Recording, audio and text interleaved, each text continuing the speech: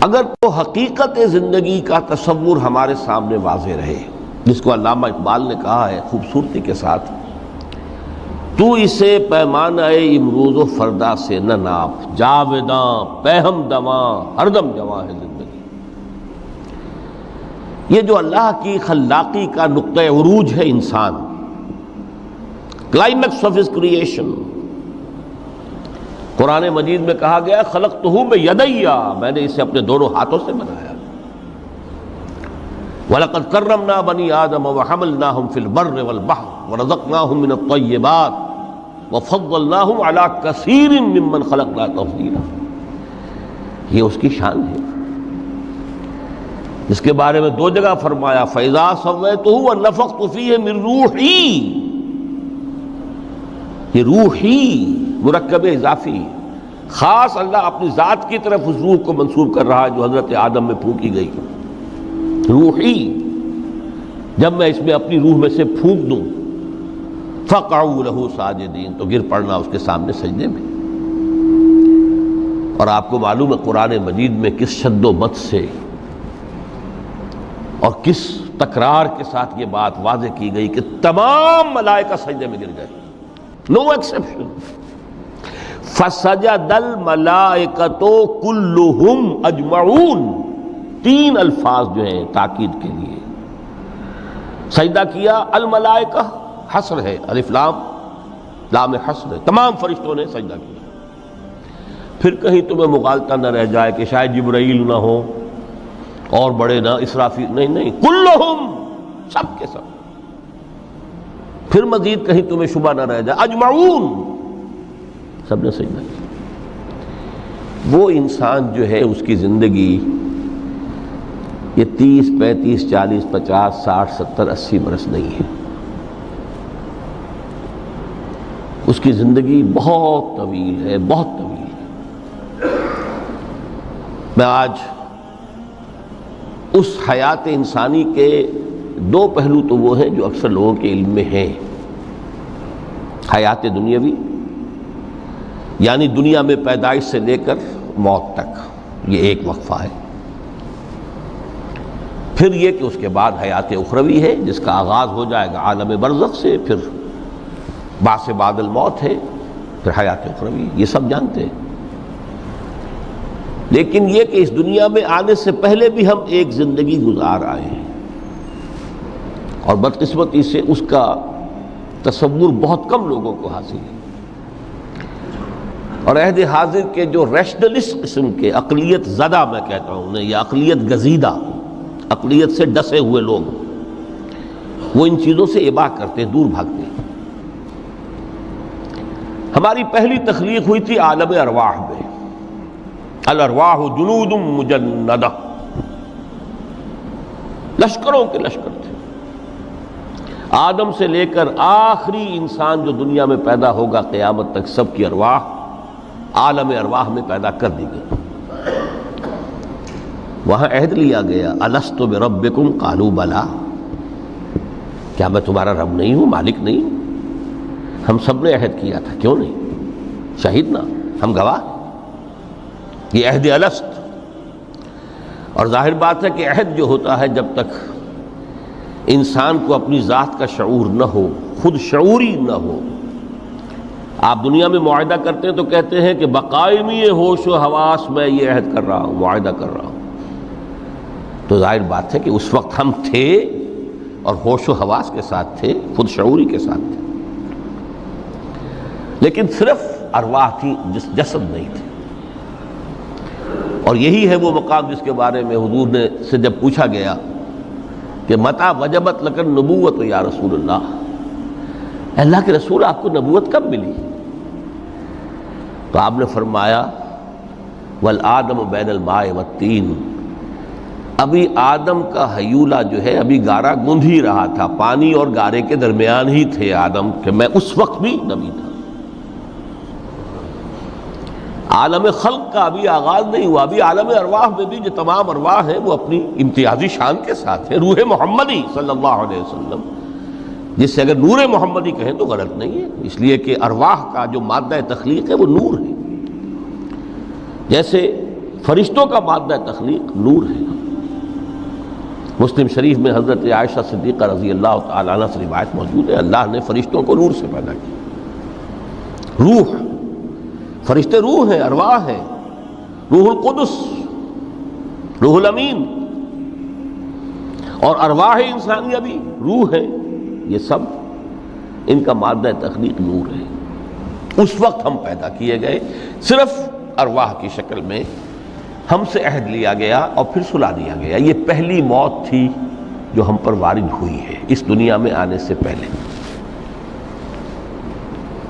اس لیے کہ سورہ مومن کی ایک آیت میں فرمایا گیا ہے کہ جہنم میں لوگ جو ہیں فریاد کریں گے، ربنا امتنا اثنتین واحییتنا اثنتین فاعترفنا بذنوبنا فهل الى خروج من سبیل۔ اے اللہ تو نے ہمیں 2 مرتبہ مارا، 2 مرتبہ زندہ کیا،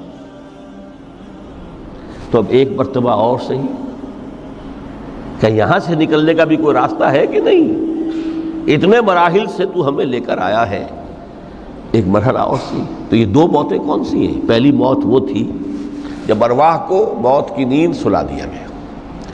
پھر عالم خلق، جسے آج سائنٹسٹ کہتے ہیں، جس کا نقطۂ آغاز ہے بگ بینگ، عالم ارواح اس سے پہلے کی شے ہے، اس تک سائنس نہیں پہنچ سکتی، وہ سائنس سے ماورا ہے۔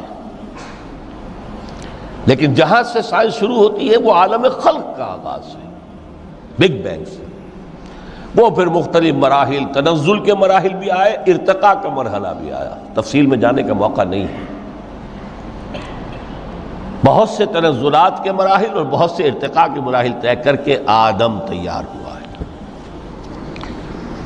حضرت بیدل نے رحمت اللہ علیہ بہت خوبصورت شعر کہا ہے، ہر 2 عالم خاک شد تا بست نقش آدمی، اے بہار نیستی از قدر خود ہوشیار باش۔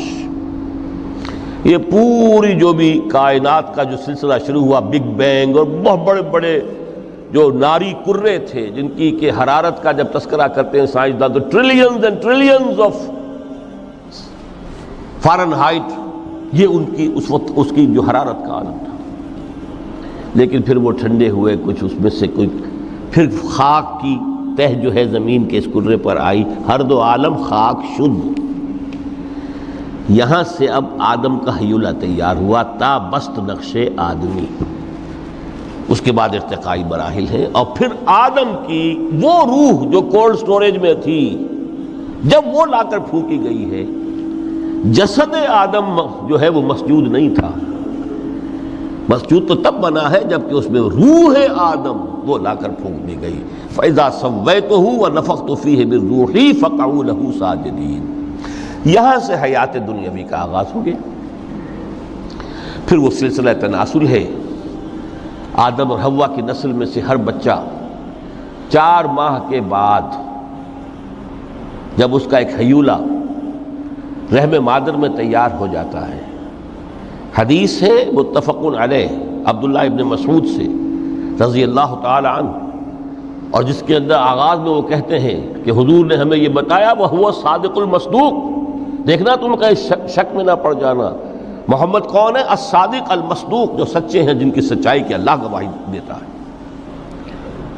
کہ رحم مادر میں 40 دن تم نطفے کی شکل میں ہوتے ہو، پھر 40 دن علقہ کی شکل میں ہوتے ہو، پھر 40 دن تو مضغہ کی شکل میں ہوتے ہو، پھر اللہ تعالیٰ فرشتے کو بھیجتا ہے جو اس میں روح پھونکتا ہے۔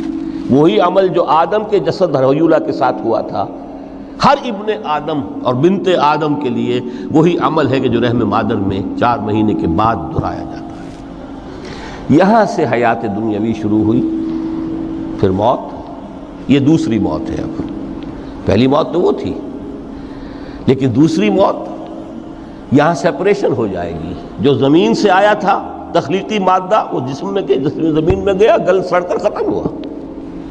جو وہاں سے روح آئی تھی، وہ اس زمینی وجود کا جو لب لباب ہے، جان، نفس، اس کو لے کر اپنے ساتھ، اور وہ جائے گی عالم بالا کو۔ پھر یہ ایک وقفہ ہے، پھر بعث بعد الموت ہے۔ تو احیاء بھی 2 ہو گئے، ایک مرتبہ پہلی موت کے بعد زندہ کیا اس عالم میں، آنکھ کھلی اس عالم میں ہماری. یہ پہلا احیا تھا. کیف تکفرون باللہ وکنتم امواتا فاحیاکم ثم یمیتکم ثم یحییکم ثم الیہ ترجعون. دوسرا احیا وہ ہوگا قیامت کے دن بعث بعد الموت، اور پھر اس کے بعد وہ زندگی ابدی زندگی ہے، ہمیشہ کی. یہ تصور سامنے رکھیے. تو یہ جو تھوڑا سا وقفہ، یہ تو زندگی بہت طویل ہے. تو اسے پیمانہ امروز و فردا سے نہ ناپ، جاویداں پہم دماں ہر دم جواں ہے زندگی. اس میں یہ وقفہ جو ہے خلق الموت والحیات لیبلوکم ایکم احسن عملا، یہ اس جسد کے ساتھ اس روح کا اتصال، اور یہ 30 40 50 60 70 80 100 برس کی عمر، یہ ایک وقفہ ہے.